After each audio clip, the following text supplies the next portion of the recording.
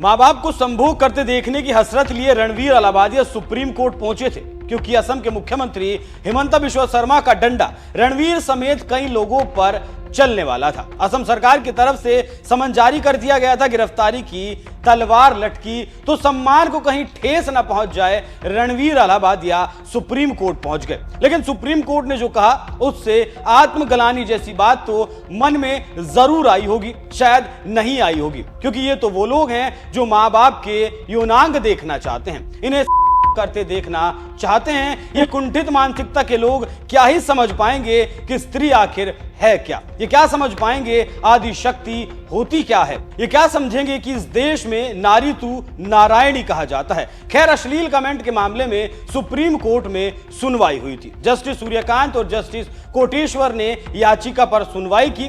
रणवीर और उसके कुंठित मानसिकता वालों पर ही नहीं बल्कि केंद्र सरकार पर भी सुप्रीम कोर्ट भड़का हुआ है। इस मामले पर पीठ ने टिप्पणी करते हुए कहा, आपके कमेंट की भाषा विकृत और दिमाग गंदा है। इससे अभिभावक ही नहीं, बेटियां और बहनें भी शर्मसार हुई हैं। इसके बाद पीठ ने कोर्ट में ही मौजूद सॉलिसिटर जनरल से कहा, ऐसे यूट्यूबर्स के मामले सामने आ रहे हैं, क्या केंद्र सरकार कुछ करना चाहती है? अगर वो खुद ही कुछ करते हैं तो बहुत अच्छी बात है, वरना हम यहाँ गैप नहीं छोड़ सकते। सो कॉल्ड यूट्यूब चैनल इसका दुरुपयोग कर रहे हैं और तमाम चीजें सामने आ रही हैं। इसीलिए हमने नोटिस इशू किया है। हमें इस मामले की अहमियत और संवेदनशीलता को अनदेखा नहीं कर सकते।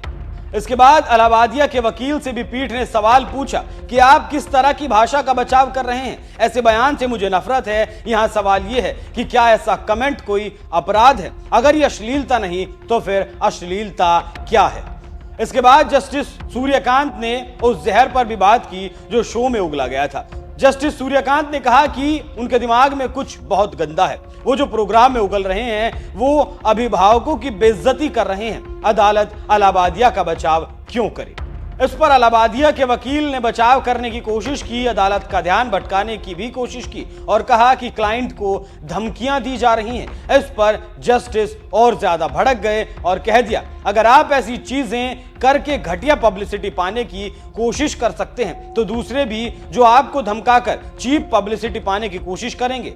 इसके बाद फिर अलाहाबादिया के वकील ने बात बदलने की कोशिश की और कह दिया कि पुलिस स्टेशन जाने पर भीड़ धक्का मुक्की कर रही है, जिसके जवाब में जज साहब ने वकील के साथ साथ वर्दीधारियों को भी लपेट लिया और पूछा, आप पुलिस स्टेशन जा क्यों रहे हैं? किस कानून के तहत आप पुलिस स्टेशन गए? सिर्फ इसलिए कि आप उन्हें पैसा दे सकते हैं और आप ये सेवाएं देने भी लगेंगे। आप अपनी यूनिफॉर्म का भी अपमान कर रहे हैं।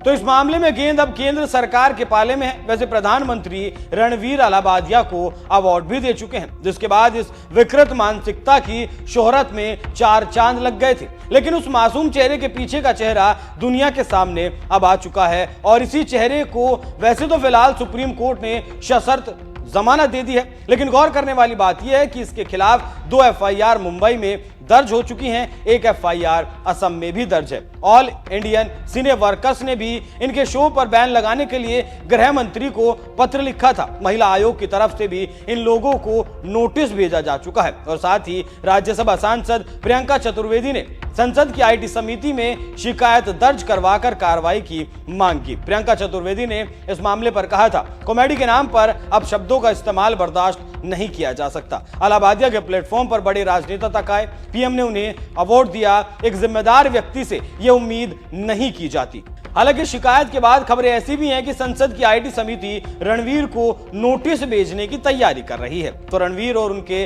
विकृत मानसिकता वाले ग्रुप की मुश्किलें कम तो नहीं होने वाली। बस देखना यह होगा कि जिस तरह से सुप्रीम कोर्ट ने केंद्र सरकार के पाले में गेंद डाली है, उसके बाद केंद्र सरकार इस पर क्या एक्शन लेती है। सुप्रीम कोर्ट की टिप्पणी मजाक के नाम पर जो नंगानाच किया जा रहा है और सरकार जिस तरीके से आंख मूंदे बैठी है, उस पर आपकी राय क्या है? कमेंट कर हमें जरूर बताएं। नमस्कार।